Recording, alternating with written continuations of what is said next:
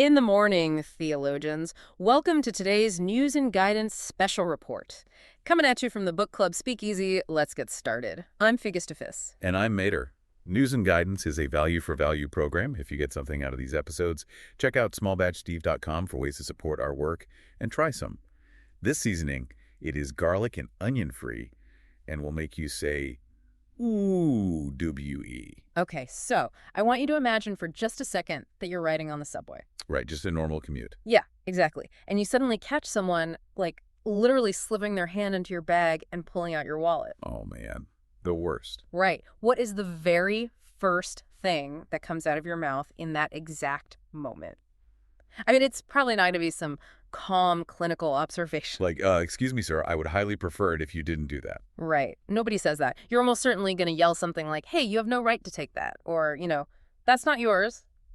Yeah, it's just this immediate, visceral reaction. Exactly. And in that split second, you aren't just expressing a personal preference about your wallet. You are automatically, completely instinctively invoking a standard of behavior. Rule. Yes, a rule, a law of fair play that you just assume the thief understands and is bound by just as much as you are.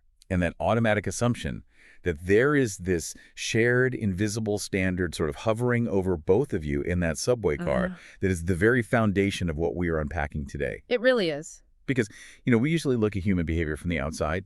We analyze the sociology, the economics. Yeah, psychological conditioning, right? Exactly. We look at the paint and the landscaping of the human house, so to speak. But today, we are ripping off the drywall. We are looking directly at the architectural blueprints because we have a monumental stack of source material today. We really do. All stemming from one of the most intellectually rigorous, profoundly influential frameworks of Western thought. We are doing a deep dive into C.S. Lewis's foundational text, Mere Christianity. And to really grasp the gravity of this text, you have to place yourself in the exact moment of its creation. Which is so important to remember. Right, because we aren't dealing with a dusty theological textbook written by, some secluded monk in a quiet abbey. These ideas were originally broadcast as a series of live radio talks on the BBC. Between 1942 and 1944, right? Exactly. Just sit with that context for a second. Put yourself in the shoes of a listener in 1942. The world is quite literally tearing itself apart. The Blitz has reduced parts of London to rubble. Yeah, there is rationing, devastating loss of life, and just this creeping existential dread that the entire global order is collapsing to tyranny. It was a terrifying time. And over the crackling radio airwaves, amidst the sirens and the static, comes this remarkably calm, fiercely logical voice. Lewis wasn't offering shallow comfort either. No, not at all. He was breaking down the fundamental engineering of reality, right and wrong, and the very nature of the universe. He was speaking to factory workers, nurses, infantrymen waiting to deploy. And his mission for those broadcasts, which, by the way, is our mission for this deep dive today, was to extract the absolute core insights of the Christian worldview. The non-negotiables. Right. He wanted to strip away all the complicated, divisive, denominational debates that just tend to alienate people. He wanted to get down to what the 17th century writer Richard Baxter originally called mere Christianity. The central, unavoidable, hard-as-nails tenets. Exactly. I think we need to rescue that word mere right at the start, though. Oh, absolutely. Because in our modern vocabulary, mere sounds so dismissive, like, oh, it's mere coincidence, meaning it's just a minimal, watered-down, insignificant thing. Right, it doesn't matter. But Lewis uses a phenomenal analogy to explain what he means. He says, mere Christianity is not a room you live in, it's a hallway. The hallway analogy is brilliant. It sets the exact parameters of his whole argument. How so? Well, he says this theological framework is a grand, echoing hall out of which doors open into several different rooms. Those rooms are the different denominations. Oh, like the Anglican room, the Methodist room, the Catholic room, the Eastern Orthodox room. Exactly. And the rooms have fireplaces and chairs and very specific traditions. But, and this is key, this deep dive is absolutely not about telling you, the listener, which specific room you should live in. No, not at all. In fact, Lewis is explicitly clear that he offers zero help for anyone hesitating between denominations. He actually says the hallway is a place to wait, a place to try the doors, not a place to live. So our goal today is strictly to explore that main hallway, We are looking at the foundational floorboards and the load-bearing walls that connect the entire structure. And we want to be incredibly transparent with you as we begin. We are acting as your impartial guides through this hallway. Completely impartial. Right. Whether you are a lifelong, devout believer, a hardened skeptic who thinks this is all ancient mythology, or simply a curious mind who wants to understand the mechanics of this specific worldview, we are here to analyze these arguments on their philosophical merits. We aren't taking sides. We aren't endorsing the theology. Nope. We are just unrolling the blueprints and showing you how the architect drew the lines. Because whether you ultimately buy into this framework or not, the sheer logic of it will profoundly challenge how you view your own humanity. So if we're exploring this hallway, we obviously have to start at the front door. Makes sense. And the fascinating thing about Lewis is that he doesn't start at the front door with a Bible verse or a grand philosophical proof for God or a mystical vision. What does he start with? He starts with the most mundane, annoying thing in the world. He starts with quarrels. Ordinary, everyday bickering. I love that. It's such a masterful starting point because it requires zero theological background. Right. He just asks you to listen to what people actually say when they argue. Like, that's my seed, I was there first. Or leave him alone, he isn't doing you any harm. Or give me a bit of your orange, I gave you a bit of mine. We hear it in the boardroom. We hear it in the comment section of literally every social media platform. We hear it on the playground. But notice the mechanics of how we argue. When you say, that's my seat, you aren't just saying, your physical presence in that chair inconveniences me. Right. You are appealing to a standard of behavior. You are implying that the other person knows about this standard of first come, first served, and you expect them to abide by it. And the most revealing part of that whole dynamic is how the offending person responds. Yes. Think about it. The person who stole your seat almost never turns around and says, to hell with your standard, I am physically stronger than you, so I take the seat. That is the only rule. Right. They don't default to pure animalistic dominance. Instead, they try to justify their actions within the framework of that shared standard. They say, well, I actually left my coat on this seat 10 minutes ago, or I wouldn't have taken it, but my back is injured. They immediately offer excuses. And Lewis argues that this very instinct to make an excuse proves our underlying submission to the rule. Wow, that makes so much sense. We wouldn't bother trying to justify ourselves if we didn't secretly believe in the standard of fair play. He calls this shared standard the law of human nature, or the moral law. So his point is that quarreling is essentially trying to show that the other person is in the wrong. Exactly. But there would be no sense in doing that unless you and the other person had some sort of agreement as to what right and wrong actually are. It's exactly like how you can't accuse a football player of a foul unless both teams agree on the rules of the game. Okay, let's pause there, because I always trip up on the terminology here. Sure, go part. Well, he calls it the law of human nature, comparing it to the laws of nature, like gravity or thermodynamics. But if it's a natural law, why is it constantly broken? Ah, I see what you mean. Like, if I hold a rock out the window and let go, it falls. The rock doesn't wake up and say, you know what, I'm feeling a bit rebellious today, I think I'll float. It must obey gravity. Right. But humans choose to take the seat, to steal the wallet, to keep the orange all the time. How can we call morality a law if it's completely optional? That is the crucial distinction Lewis is making. And it is honestly the fulcrum of his entire philosophy. Okay. A stone is subjected to the law of gravity, and it has no choice in the matter. A tree is subjected to biological laws, and it grows accordingly. Right. But humans are subjected to a unique, entirely different kind of law.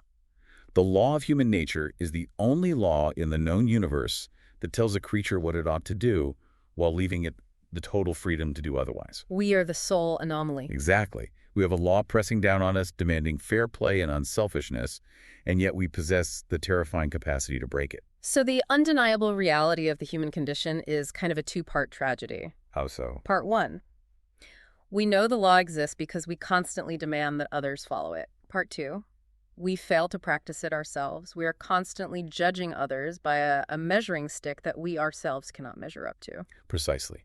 Now, the modern secular pushback to this is usually rooted in biology. People will say, look, this so-called moral law isn't some cosmic mystery. It's just a herd instinct. Oh, right. The evolutionary psychology argument. Yeah. Let's say I'm walking by a river and I see a man drowning.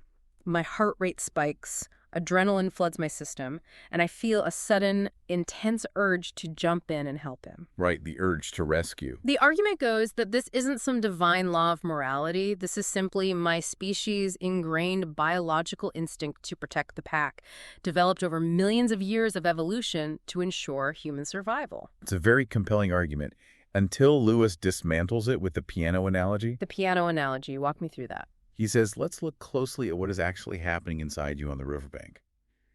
You hear a man cry for help. You immediately feel two conflicting instincts. Okay. First, you have the herd instinct, which prompts a desire to help.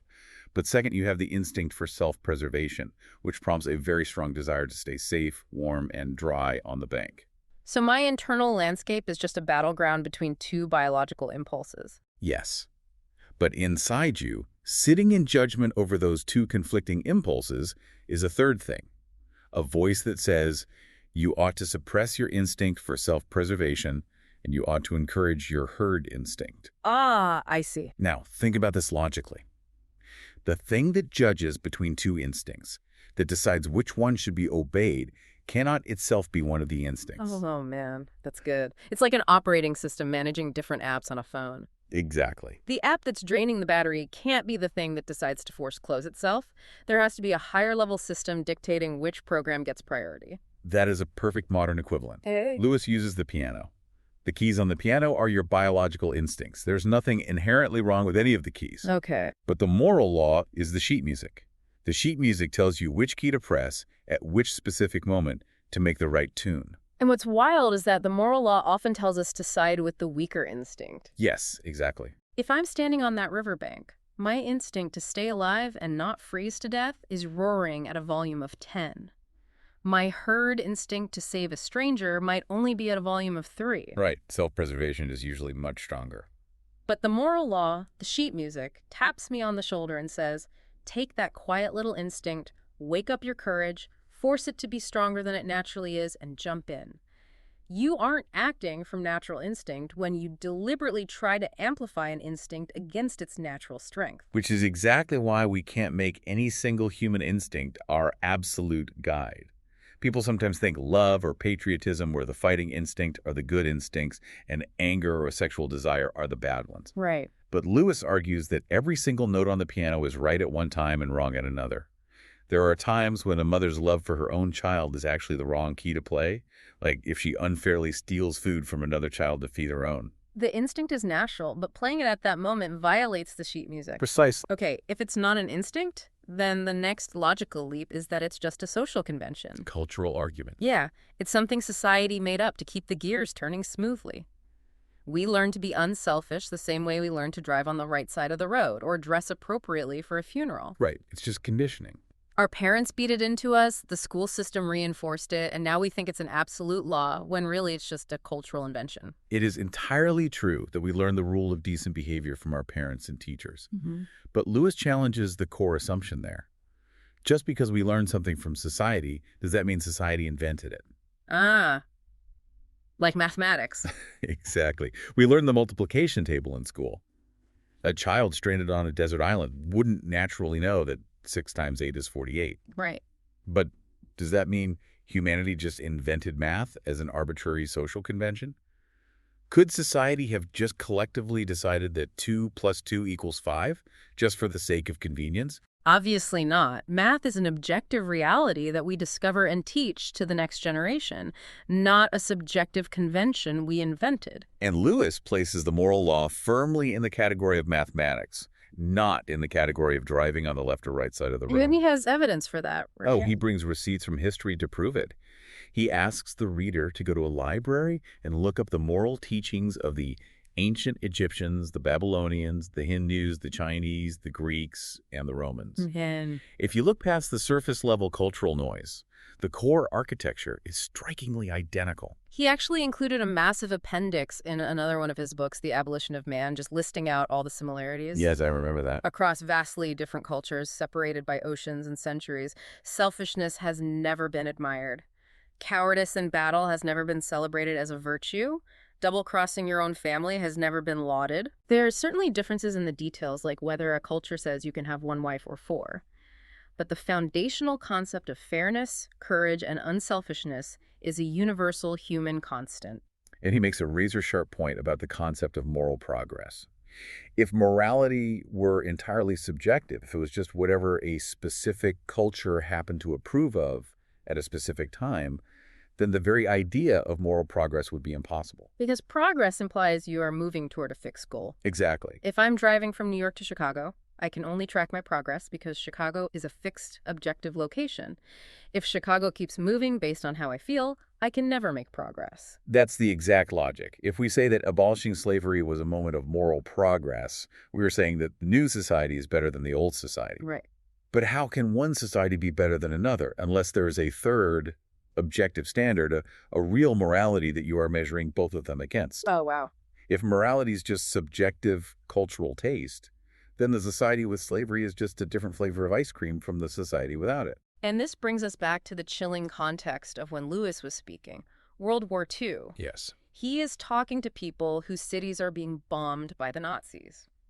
He says, if there is no real objective right and wrong, what was the sense in saying the Nazis were in the wrong? Right, it would just be a preference. If morality is just whatever a culture decides, then Nazi morality is just a different cultural norm. You might fight them because they threaten your survival the same way you'd shoot a tiger, but you couldn't fundamentally blame them for being evil. The very fact that we condemn tyranny, the very fact that we say the Nazis were objectively wrong, proves that we inherently believe in a standard of morality that exists independently of what any culture, even a highly organized fascist culture, decides to believe. So we have this hard-as-nails moral law pressing down on humanity. It's not an instinct. It's not a social invention. It's an objective reality that we constantly break. Right. Where does this law come from? What is the source of the sheet music? This is where Lewis makes a profound pivot in his argument, introducing what we can call the mailman analogy.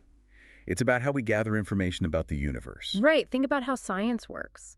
Science observes how things behave. We watch how cabbages grow. We measure how electricity arcs between nodes. We track how planets orbit stars. Science is brilliant, but it can only look at facts from the outside. It observes the behavior of objects in the universe.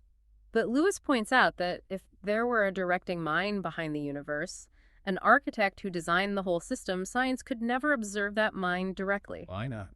Because the mind wouldn't be one of the observable facts inside the universe, any more than the architect of a house is a staircase or a load-bearing wall inside the house. The creator is separate from the creation. So if we just look at the physical universe from the outside, we just see rocks and cabbages and solar systems doing what they do. We wouldn't have any reason to suspect a mind behind it all. Exactly. But Lewis says there is one thing and only one thing in the entire universe that we don't just observe from the outside. Ourselves. We have inside information about humanity. This is the mailman analogy, and it is so powerful. Walk us through it. Imagine you see a mailman in a blue uniform walking down your street, dropping little paper packets into the mailbox of every house. Okay. If you just observe this from the outside, you might just think, the human organism in the blue fabric distributes paper rectangles. Right. Purely observable behavior. But you live in one of those houses. You get to open your packet, and inside you find a letter with instructions. You can't open your neighbor's packets, but you have inside information about your own. And when we open the envelope of our own humanity, we find something astonishing. We find we are under a law we did not make. We find an intense, unrelenting pressure trying to get us to behave in a certain way, to be fair, to be courageous, to be unselfish. An alien observing humans from space would only see what we do. They would see us stealing seats and dropping bombs. They would never know about the moral law, because moral law is about what we ought to do. This inside information strongly suggests that there is a sender of the letters.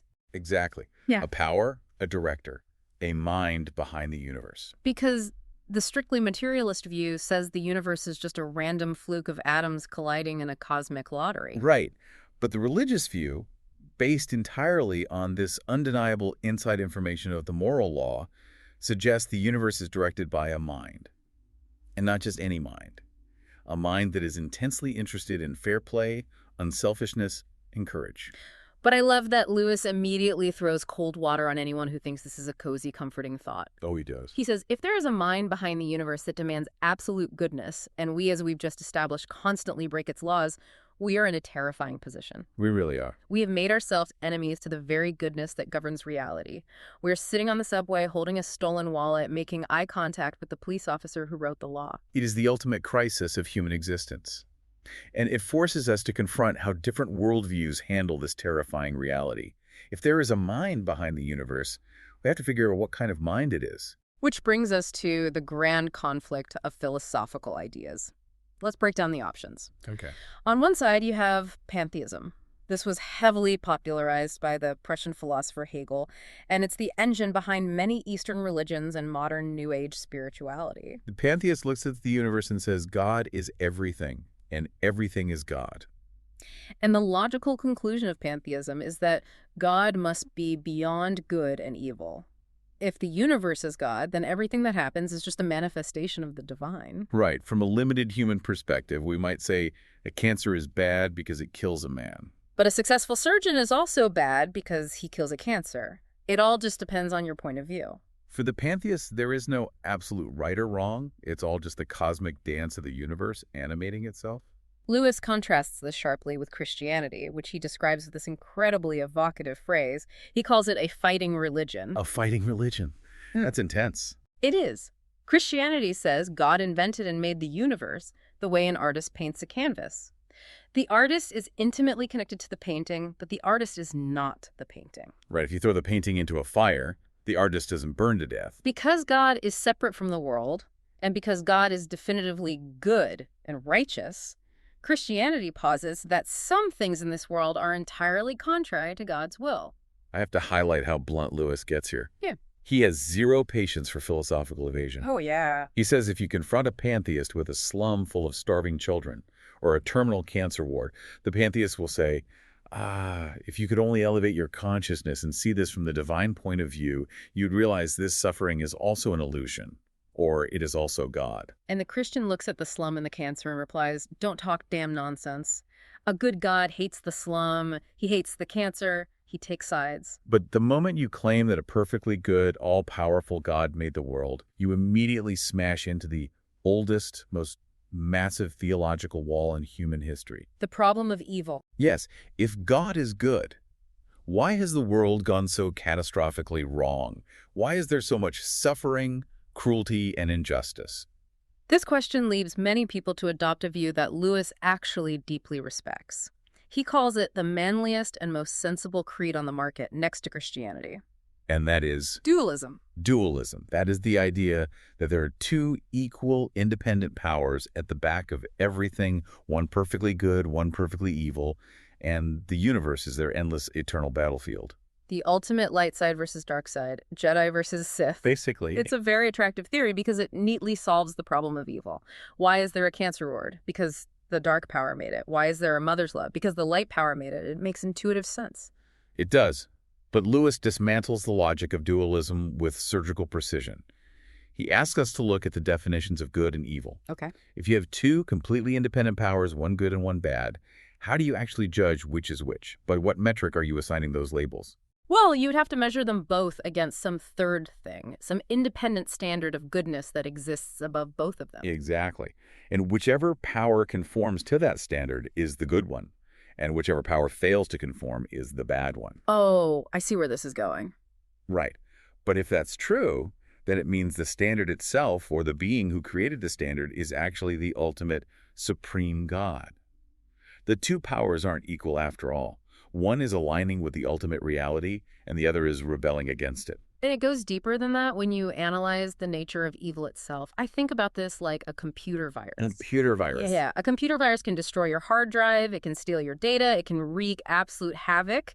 But the virus didn't invent code. It didn't invent the internet. Right. It requires a functioning, well-designed operating system in order to corrupt it. It is a phenomenal modern application of Lewis's point. Yeah. To be bad, the dark power in dualism must have intelligence, existence, and will. But where do intelligence, existence, and will come from? They are inherently good things. Therefore, the dark power must be siphoning them from the good power. Evil has no original essence of its own. It is a parasite. It is spoiled goodness. You can be good just for the sake of being good, but you literally cannot be bad just for the sake of being bad. That's a great point. Even the most horrific tyrant in history isn't doing evil just for evil's sake. They are driven by a desire for power or wealth or security, all of which are inherently good things. They are just pursuing them in a warped, corrupted, incredibly destructive way. Sadism itself is just taking a good thing pleasure and warping it into cruelty. So evil is fundamentally a parasite, which brings us to the Christian view of reality. This universe isn't a balanced battle between two equal powers. It is a civil war. It is a rebellion. Lewis uses another World War II metaphor here, calling Earth enemy-occupied territory. It is a good world that has been hijacked by a corrupted power, but it still remembers what it ought to be. But hang on, I struggle with this part, and I know a lot of listeners do too. The why question. Exactly. If God is the supreme, all-powerful creator, why on earth did he create a world that could be hijacked? Why create a creature made of such vulnerable, unstable stuff that it could be corrupted by this parasite? It's a tough one. Why not just snap his fingers and make reality simple? Make a universe where everyone is automatically good, evil doesn't exist, and we don't have to deal with this massive, complicated, agonizing drama of rebellion and civil war. It's the most natural question in the world. But Lewis pushes back on our demand for simplicity. He asks us to look at the physical world. Let's look at the table you're sitting at. Okay, it's wood, it's solid, it's simple. To your naked eye, it's simple. But ask a quantum physicist what that table actually is. They'd probably start talking about atoms. Right. They won't talk about a solid piece of wood. They will start talking about a chaotic storm of atoms, protons, electrons spinning in vast amounts of empty space. Yeah. They'll talk about light waves bouncing off surfaces, hitting your optic nerve, firing electrical signals into your brain cortex, which then decodes the data into the image of a table. What you call simple is actually a staggering, almost incomprehensible matrix of complexity. Right. The universe doesn't owe us simplicity. Exactly. Lewis calls these oversimplified theological views boys' philosophies. If the physical reality of a wooden table is mind-bendingly complex, why on earth should we expect the ultimate eternal truth of the spiritual universe to be simple and neat? Real things are not simple. They don't fit neatly onto bumper stickers. But the question remains, why the risk? Why create a world capable of such horrific corruption? Lewis boils it down to two words. Free will. Free will. God created things with free will because a world of automata, of machines that only do exactly what they are programmed to do, would hardly be worth creating. Think about a video game. If you program an NPC, a non-player character, to walk up to you and say, I love you, it means absolutely nothing. Right, it's just code executing a command. For the statement, I love you, to have any meaning, any joy, any weight, the person saying it must have the ability to say, I hate you, or to just walk away. That is the terrible risk of free will. A cow doesn't have much free will, so a cow can't be very bad, but it also can't be very good or heroic. A human has more free will, so a human can be much better or much worse. And a superhuman spirit, like the dark power that occupied Earth, has the highest degree of free will, which means it can be the absolute best or the absolute worst of all. And the dark power used that free will to put itself first, to want to be the center of the universe, to be its own master. Right. That is the original sin that it then whispered into the ears of humanity.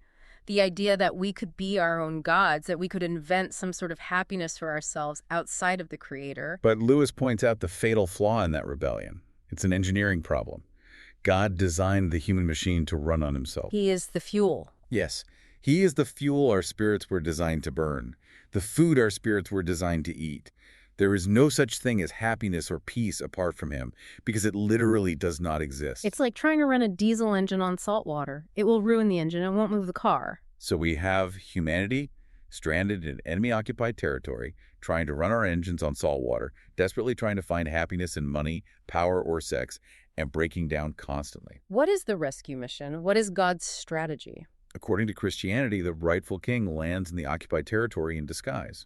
He comes in human form. And this arrival forces every single person to make a definitive choice, leading to what is arguably Lewis's most famous logical deduction, the trilemma. Yes, because you hear people say this all the time, and it sounds so reasonable and tolerant.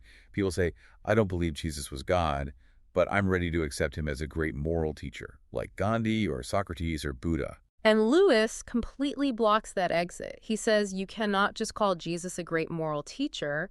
because Jesus went around doing and saying things that were utterly preposterous for a mere mortal to say. Specifically, he claimed the authority to forgive sins. And not just sins committed against him, he claimed to forgive any sins. We really have to unpack the absurdity of this if he wasn't God.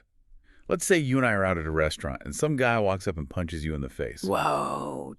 You are bleeding, your jaw is bruised, Okay. and before you can even react, I stand up, look at the guy who punched you and say, "Don't worry about it, buddy. I forgive you." I would look at you like you were completely insane. It's asinine fatuity. You have no right to forgive a wrong done to me. Exactly. If you step on my toe, I can forgive you. If you steal my wallet, I can forgive you. But if you step on someone else's toe, only the person whose toe was stepped on has the right to forgive it. Exactly. The only way my saying "I forgive you" makes any logical sense is if I am actually the person who was most deeply offended by the punch. Right. It only makes sense if Jesus is the God whose laws are broken in every single sin. If I punch you, I am hurting you, but I am primarily rebelling against the God who created you and ordered me not to hurt you. Therefore, Lewis argues, a man who was merely a man and said the sort of things Jesus said would absolutely not be a great moral teacher. No. He would either be a lunatic on the exact same level as someone who says he is a poached egg, or he would be the devil of hell. You have to make a choice. He didn't leave the great moral teacher option open to us. He didn't intend to. You can shut him up for a fool, you can spit at him and kill him as a demon, or you can fall at his feet and call him Lord and God. But let us not come with any patronizing nonsense about his being a great human teacher. So, if God lands in enemy-occupied territory in human form, what is the actual mechanics of the cure? Christians universally believe that Christ's death puts humanity right with God. But how does it work? You hear all these complex theological theories of atonement, like God's wrath demanded blood, so Christ volunteered to take the punishment. Lewis is remarkably pragmatic here. He says the central Christian belief is that the death of Christ does work to put us right with God. The theories as to how it works are secondary. They're just models. Right. He uses the vitamin analogy, which I love. A man can eat a steak dinner and his body will be nourished by it long before he understands the biochemical theory of vitamins, proteins, and cellular metabolism. If the scientific theory of vitamins changes 10 years from now, the man still got nourished by his dinner. The theories of atonement are just our limited human attempts to explain a reality that is ultimately unimaginable from the outside. But Lewis does offer a framework to help us understand it, and he shifts away from the idea of punishment and looks at it more like a debt or getting out of a hole. Okay. Humanity has dug itself into a massive hole through rebellion and self-will. The only way out of the hole is to lay down our arms, surrender, and say, "We are sorry." That agonizing process of reversing course is called repentance. It means unlearning thousands of years of self-conceit. It means submitting to a kind of death of the ego. But here we encounter the paradox of the perfect penitent. Who needs to repent? Only a bad person. Right. But what does repentance require? It requires a complete, perfect, unreserved submission of the will, which only a perfectly good person could actually do. It's a catch-22. The worse you are, the more you need to repent, and the less you are capable of doing it. We need God to help us repent. We need him to put a bit of himself into us. But we reason because he shares his reason. We love because he shares his love. But here's the crux. God, in his own eternal divine nature, cannot surrender or submit or suffer or die. He doesn't know what that is. Yeah. It is entirely outside his nature. So to help us undergo this death of the ego, this repentance, God has to become a man. He can surrender his will and suffer and die because he has taken on human nature. And he can do it perfectly because he is still God. Our attempts at this dying will only succeed if we plug ourselves into God's dying. And we can only share it because he became human. That is the mechanics of the cure. But this brings us to a massive practical transition. If that is the deep ontological, theological cure, how does it translate into the gritty reality of practical morality? Right. How does this alter what you and I actually do when we wake up tomorrow morning? This is where we pivot from the blueprint of the foundation to how the house is actually built. And Lewis uses what might be my favorite analogy in the entire book. The fleet of ships. The fleet of ships, yeah. Imagine humanity as a massive convoy of ships sailing across the ocean in formation. For the voyage to be a success, 3 distinct things are required. First, the ships must not collide with each other. They have to stay in formation, keep their distance, and navigate around one another safely. Second, each individual ship must be seaworthy internally. The engines must be maintained, the steering gear must be intact, there can't be leaks in the hull. And third, The fleet must actually know its ultimate destination. It does no good to have perfectly functioning ships sailing in perfect formation if they're heading toward a jagged reef instead of the safe harbor. These three requirements represent the three parts of morality. The first is social morality, how we treat each other. Fair play, honesty, paying our taxes, not colliding. The second is internal morality, the individual character, the tying up of the inside of the human machine. And the third is our relationship to the Creator, the destination we are meant for. And Lewis points out a massive, glaring blind spot in our modern discourse. Think about the news you watch, the political podcasts you listen to, the debates we have. We spend 99% of our time obsessing over the first part, social morality. Exactly. We constantly try to fix the systems. We argue about capitalism versus socialism, left versus right, tax policy, healthcare infrastructure. We draw up brilliant, intricate blueprints for how society ought to be run to prevent collisions. But Lewis argues, and this is a devastating critique of modern politics, that all of that systemic planning is mere moonshine if we completely neglect the second part. What is the good of drawing up perfect rules for social behavior if the individual ships are crazy old tubs steered by greed, cowardice, and self-conceit? You cannot make men good by law. If you design the most equitable, perfectly balanced economic system in human history, but the people running the system are fundamentally selfish and power-hungry, they will simply find a new, innovative way to carry on the old game of exploitation. They'll just use the new system to do it. So, to truly fix the world, we have to look inside the individual ships. We have to address the internal damage. And Lewis points to two major areas where our personal ships are taking on massive amounts of water: our physical desires and our spiritual egos. Let's unpack the physical first, because this is where modern listeners often roll their eyes. Sexual morality. It is essential to define terms clearly here because Lewis differentiates between propriety and chastity. Right.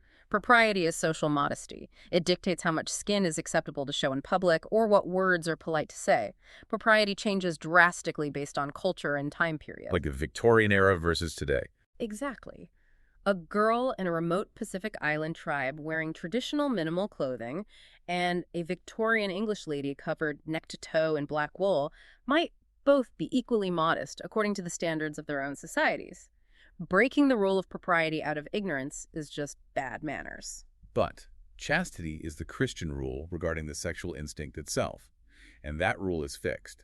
Now, the common misconception is that Christianity is prudish, that it hates the human body or thinks sex is inherently dirty or bad. Lewis strongly refutes that. Christianity is the only major religion that thoroughly approves of the physical body. It believes God invented matter. God invented sex. He likes matter. He took on a human physical body himself, and Christians believe he will retain a resurrected physical body for eternity. The Christian issue is not that the sexual instinct is bad. The issue is that the instinct has become diseased, warped, and inflamed out of all proportion to its biological purpose. He uses the food analogy to illustrate this, and it is simultaneously hilarious and incredibly damning. Walk us through it. Imagine if you traveled to a foreign country, and you saw theaters packed with hundreds of people. The lights go down, the music swells with anticipation, and a man walks onto the stage. Okay. The crowd holds its breath. The man slowly uncovers a silver platter containing a plate of mutton chops and a piece of bacon. And the whole audience sits there, staring at the meat, drooling, their eyes wide. That's just completely wild to me. If you saw that, you would immediately conclude, wow, something has gone terribly biologically wrong with these people's eating instinct. It perfectly highlights the absurdity of our situation. Our sexual instinct has been inflamed and exploited in exactly the same way as the mutton chop striptease. We use sex to sell everything from luxury cars to peppermint toothpaste. We are handed a biological organism by our ancestors that is already warped by generations of indulgence, and we live in a society that constantly, relentlessly stokes the fire. The Christian principle of chastity is not about suppressing a healthy instinct. It's about bringing an inflamed, out-of-control instinct back under the governance of the rational will. And this ties directly into the Christian view of marriage, which is vastly different from the modern secular view. Christianity says that when a man and a wife come together, they form a single organism. They are combined not just on a fleeting sexual level, but totally combined on every level. Lewis compares it to a lock and a key coming together to form a functioning mechanism, or a violin and a bow combining to make one instrument. And because it is meant to be a total union, Christianity teaches that marriage is for life. It is not a temporary business partnership that you dissolve when you get bored or when the profit margins drop. Breaking a marriage is more like a surgical operation. It's like amputating a limb from a living body. The modern view, of course, is that you stay married as long as you are in love and you swap partners when the feeling fades. Right? The absolute idolatry of being in love. Lewis acknowledges that being in love is a glorious state. It makes us generous, it opens our eyes to beauty, it breaks down our selfishness temporarily. But the mistake people make is expecting that initial explosive thrill to last forever. When the thrill inevitably fades, they think they made a mistake. They think, oh, I must have married the wrong person, and they seek a divorce so they can go find a new thrill with someone else. But Lewis points out a fundamental truth of human psychology. In every department of life, the initial thrill always dies away. Think of a boy who dreams of flying. He feels a massive thrill reading aviation magazines. Right. But that initial thrill dies away when he actually joins the RAF and has to wake up at 4 a.m. to learn the grueling mathematical mechanics of piloting a plane in freezing weather. But if he pushes through the loss of that initial thrill, it is replaced by a quieter, deeper, more lasting interest in the art of aviation. He becomes a master pilot. The exact same is true of marriage. The explosive thrill of romance must eventually die away to become a deeper, quieter unity. If you try to make thrills your regular diet, you will spend your whole life as a perpetually bored, disillusioned chaser of novelties. So that is the physical side, the animal self, the ship's hull. But Lewis makes a statement here that shocks a lot of people, especially religious people. He really does. He says the sins of the flesh, unchastity, gluttony, drunkenness are actually the least bad sins. Wait, really? The church historically talks so much about sexual sin, but Lewis says it's the least offensive. Yes, because he distinguishes between the animal self and the diabolical self. The animal self is weak and pathetic, but the diabolical self is pure, refined rebellion. And this brings us to what Lewis calls the great sin, pride, or self-conceit. He calls pride the complete anti-God state of mind. Not just a bad habit, but the very essence of hell. Why? Because pride is inherently, essentially competitive. That is the key word, competitive. You aren't proud of being rich. You are proud of being richer than the next guy. You aren't proud of being clever. You're proud of being cleverer than your peers. If everyone else in the world suddenly became equally rich or clever, you would have nothing to be proud of. Yeah. It is the comparison that makes you proud. It is the twist and pleasure of looking down on the rest of humanity. And because it is purely competitive, pride is absolute enmity. It creates a barrier of hostility between man, and ultimately between man and God. Because in God, you come up against something that is immeasurably superior to yourself in every conceivable way. A proud man is always looking down on things and people. And as long as you are looking down, you literally cannot see something that is above you. You cannot know God if you are proud. Which leads to Lewis's brutal, brilliant observation about religious hypocrisy. A cold, self-righteous prig who goes regularly to church, perfectly keeps the rules of propriety, but looks down his nose at everyone else, may be far nearer to hell than a prostitute. Wow. The prostitute is struggling with the animal self.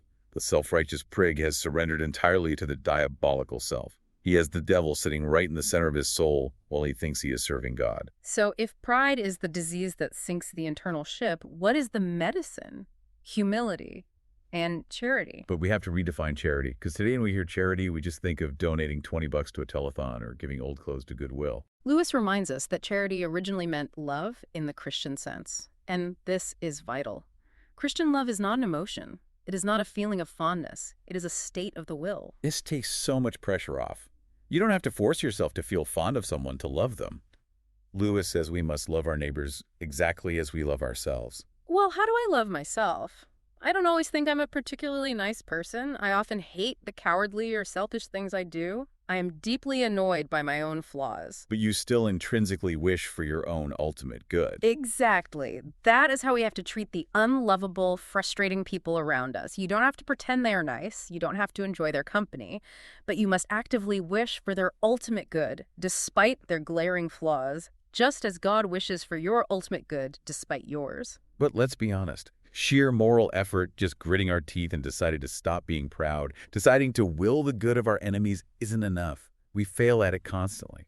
To actually overcome the diabolical self, we can't just tweak the engine. We have to undergo a fundamental, terrifying change in our very nature. We have to change from being mere statues into real, living sons of God. And to understand how that unprecedented transformation happens, we have to grapple with the deepest, most complex mystery of Lewis's framework, the Trinity. This is where we leave the atmosphere and head into deep space. Lewis draws a hard ontological line between two concepts, making and begetting. Okay, what's the difference? When a human makes something, they make a statue or a painting or a birdhouse. It might look like them, but it isn't them. It isn't alive. When a human begets something, they beget a child. A human child has actual human life. Apply that to God. God makes humans. We are God's statues. We have the shape or likeness of God. We have reason. We have a moral sense, but we don't have the kind of eternal life God has. We have biological life, which Lewis calls by the Greek word bios. Bios comes from nature. It requires food and water. It runs down, and it inevitably dies. But God begets Christ. Christ is the eternal Son of God, not a created statue. Because he is begotten by God, he possesses the exact same kind of life God has. Spiritual, uncreated, eternal life, which Lewis calls Zoe. Bios versus Zoe. That distinction is the key to understanding the Christian mission. We are walking around with bios, paying our taxes, driving our cars, thinking we are fully alive. But compared to Zoe, we are just biological statues. We are tin soldiers. And the goal of Christianity is to transmit Zoe into the statues so they come to life. But before we get to how that happens, we have to talk about the Trinity itself, because a lot of people hear 3 persons, 1 God, and they just throw their hands up. It sounds like theological math that doesn't add up. How can 3 distinct persons be one single being? It sounds like saying 1 + 1 + 1 = 1. And Lewis acknowledges how baffling this sounds to our 3D brains, but he uses the geometry of God to explain it, and it is an absolute masterpiece of conceptual synthesis. He has us to think about dimensions, right? Yeah. In a one-dimensional world, you just have a straight line. Move up to a 2-dimensional world, and you can arrange 4 straight lines to create a single square. It's a new shape, but it includes the lines. Okay, I'm picturing a flat square on a piece of paper. Now, move up to a 3-dimensional world. You can arrange 6 squares to create a single solid cube. So as you advance to higher levels of complexity, you don't leave the lower levels behind. You combine them in ways you literally couldn't have imagined on the lower level. A flat square couldn't conceive of a cube, even though a cube is made of squares. Exactly. Now apply that to existence. On the human level, which is a lower, simpler dimension of existence, 1 person is 1 being. Any 2 persons are 2 separate beings. But on the divine level, in God's unimaginably complex dimension, you find a being who is 3 distinct persons while remaining 1 single being. Just as a cube is 6 squares while remaining 1 cube. We can't fully visualize it because we don't live in that dimension, but we can grasp the logic of the architecture. It's not nonsense. It's just beyond our current perceptual hardware. And this multidimensional view of God actually solves one of the biggest philosophical headaches people have with religion. The conflict between God's foreknowledge and human free will. Yes, the classic trap. If God knows exactly what I'm going to do tomorrow, if he knows I'm going to order a turkey sandwich for lunch, how am I free to choose a ham sandwich? My choices seem locked in by his infinite knowledge. If he knows it, I must do it. Lewis solves this by introducing the author analogy, dealing with the nature of time.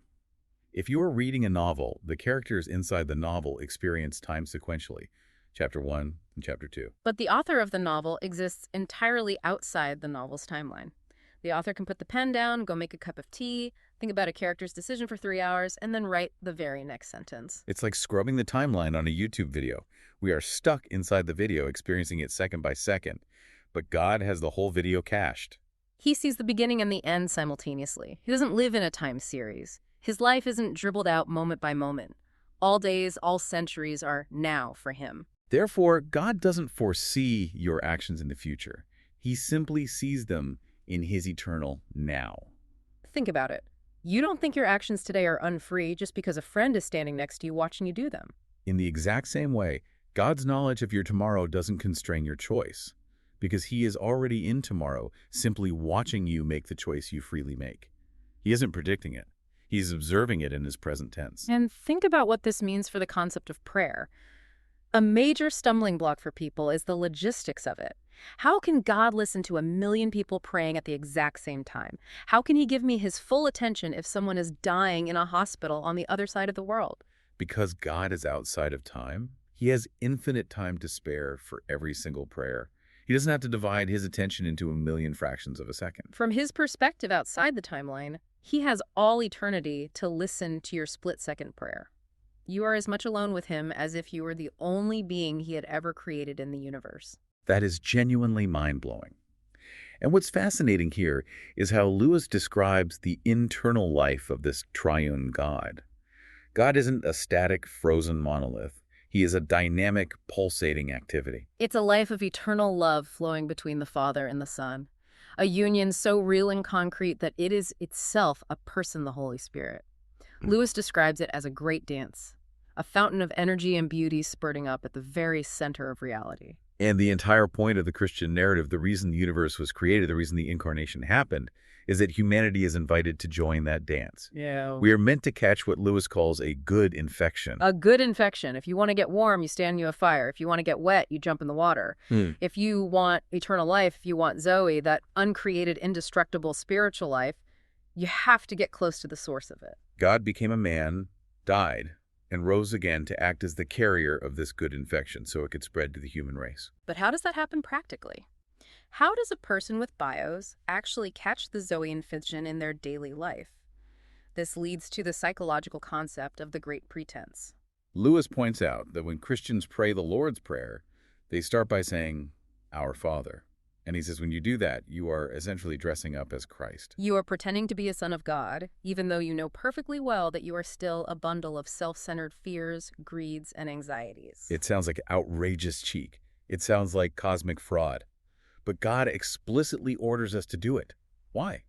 Because the higher thing always raises the lower thing through the mechanism of pretense. Think about a mother interacting with her newborn baby. She talks to the baby in full sentences, as if the baby understands language long before the baby actually does. She treats the baby as a speaking human, and by pretending that the baby understands, the baby eventually learns to talk. We treat our dogs as if they are almost human. We talk to them, we project personality onto them, and over time they become incredibly intuitive and almost human in their responses. God looks at us as if we were little Christs. We put on the mask of Christ, and Christ stands beside us working on our insides to actually turn our faces into the shape of the mask. The pretense eventually becomes reality. But here is the friction. The biological self, the bios, does not want to be transformed. Which brings us to the most visceral, memorable image in the entire book, the tin soldiers. This is such a brilliant, slightly terrifying metaphor. Imagine you have a little tin soldier on a shelf, and you, the creator, want to perform a miracle. You want to turn that little piece of painted metal into a real, living, breathing little man. To do that, you have to turn the tin into flesh. But the tin soldier doesn't want flesh. He likes being tin. He thinks his tin arms and painted tin face are the whole universe. He thinks that turning into flesh, feeling blood pump, feeling pain, feeling nerves will kill him. He doesn't know what flesh is, so he fights you tooth and nail to protect his tinness. We are those obstinate, terrified toy soldiers. We fight to protect our natural, self-centered bios lives because we think the transformation into Zoe will destroy us. We cling to our pride, our grudges, our little comforts. And in a sense, the tin soldier is right. The transformation will destroy the tin. Christ doesn't just want to prune a few bad habits off the branches of our lives. He wants to cut the whole tree down and plant a new one. Lewis compares it to going to the dentist. Yeah. You go in with a toothache, hoping the dentist will just give you a painkiller and send you home. But the dentist says, no, the tooth is rotten. I have to drill down into the nerve, extract the whole thing, and rebuild it. Christ won't just stop the pain of your bad habits. He insists on making you perfectly right, no matter how much the drilling hurts. So is this process of catching the good infection hard or easy? Lewis says it's simultaneously both. The pain of extraction, the death of the ego, is incredibly hard. But trying to live with the rotten tooth is harder in the long run. Trying to hold on to our selfish aims, our desire for wealth or approval, while also trying to be good is an impossible, exhausting compromise. He says we're like eggs trying to learn to fly without ever hatching. You can't just be an ordinary, decent, intact egg forever.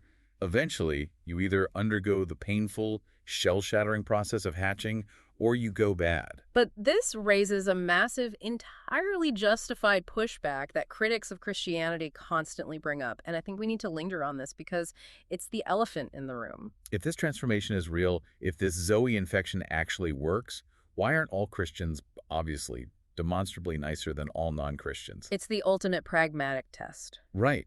We all know someone who goes to church every Sunday, reads their Bible, and is absolutely insufferable. They are irritable, unkind, judgmental, and petty. And on the flip side, we all know an atheist or an agnostic who is perfectly delightful. They are generous, even-tempered, and brave. Doesn't that stark reality prove that the Christian system is a failure? Lewis addresses this head-on, using two hypothetical characters. Miss Bates, who is a Christian with a nasty, nagging tongue, and Dick Firkin, who is an unbeliever with a placid, friendly, generous temper. If the good infection works, why is Dick nicer than Miss Bates? Lewis points out two major fallacies in how we judge people. First, we forget where niceness comes from. Dick's niceness is largely the result of natural biological causes. He has good digestion, a balanced nervous system, and he was raised in a stable, loving home. God created those natural causes, so Dick's niceness is God's gift to Dick. It costs Dick very little effort to be nice. But Miss Bates has a different set of biological and environmental realities. She has jangled nerves, perhaps a chemical imbalance, and she grew up in a wretched, abusive environment that made her defensive and sharp-tongued. So judging them side by side is like judging a factory manager's skills without looking at the condition of the factories. Dick is Factory B. It's a state-of-the-art, newly built plant with perfect machinery. It runs smoothly almost on its own. Miss Bates is Factory A. It's an old, dilapidated building full of broken belts, rusted gears, and structural damage. The fact that the manager is getting any positive output from Factory A, the fact that Miss Bates manages to hold her tongue even once a week, is a miraculous achievement of management. Exactly. God judges what a person does with the raw material they were given, not the raw material itself. If Miss Bates allows God to slowly manage her nasty temperament, even if she only improves slightly, she is making profound spiritual progress against massive odds. And frankly, Lewis argues that God is much less concerned with producing mere nice people than he is with producing new men. Niceness is a biological gift that will rot away when the body dies. The eternal spirit being forged inside that body, the Zoe, is what survives. A nasty person who recognizes their nastiness and submits to the painful drilling of the dentist is closer to the kingdom of heaven than a naturally nice person who thinks they don't need God because they're already decent. Which brings us to the grand, sweeping finale of Lewis's vision. He zooms out from the individual and looks at the entire trajectory of the human race. He says the next step in human evolution is happening right now. The biological evolution from single-celled organisms to fish, to mammals, to brainy humans has already happened. The physical form is set. The next step isn't biological. We aren't going to evolve bigger brains or an extra arm. The next step is spiritual. It's creatures turning into sons of God. It is bios turning into Zoe.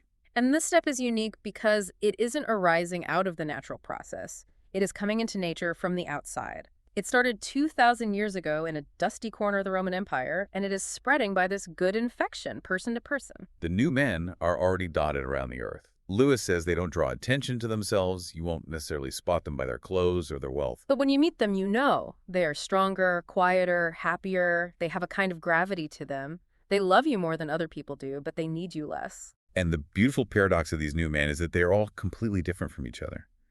In our natural bio state, we pride ourselves on our individuality, but the truth is we are all just predictable products of propaganda, digestion, and biology. The great tyrants and cruel people of history are all monotonously alike. They all want the same boring things: power, money, domination. But the saints are gloriously, wildly different. Submitting to God doesn't erase your personality. It unlocks it. Lewis says, lose yourself to Christ, and then you'll find yourself. You don't get a real, eternal personality until you surrender the illusion of your biological one. It's only when you stop defending the tin soldier that you actually become flesh and blood. It is the ultimate crisis of birth. Nature's long pregnancy has reached its climax. The doctor has arrived in the delivery room. The only question now is whether the baby will choose to stay in the dark, perceived safety of the womb, or allow itself to be pulled out into the terrifying, blinding light of actual eternal life. Wow.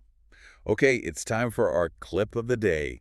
We love to pull one specific moment to feature for our listeners, And today, it absolutely has to be the tin soldier's analogy. It so perfectly, viscerally captures the resistance we all feel toward true moral transformation. The tin soldier fights tooth and nail because he thinks turning into flesh will kill him. It requires the absolute death of the ego, the death of the tin, to become truly alive. It's a profound metaphor for the human condition. We are all clinging to our tin rifles and painted uniforms, terrified of what it means to actually bleed and breathe. Which brings us to a final thought for you, the listener, to mull over as we close the blueprints for today. Lewis argues that this spiritual evolution from bios to Zoe is the true, necessary next step for humanity. But what does that mean for the human story moving forward? If this good infection is spreading quietly, person to person, what would the world actually look like if a critical mass of humanity decided to stop defending their tin soldier egos? What if they allowed themselves to be turned into flesh? Are our current societal struggles, our endless political collisions, our wars, and our tribal hatreds simply the agonizing birth pangs of a species resisting its own necessary evolution? When we look at the chaotic blueprints of this house we call humanity, are we seeing a structure that is just undergoing a painful temporary renovation, or is it actually desperately trying to become a living organism? It's something that demands an answer from every single one of us. Think about it. Adios, folks. Adios, folks.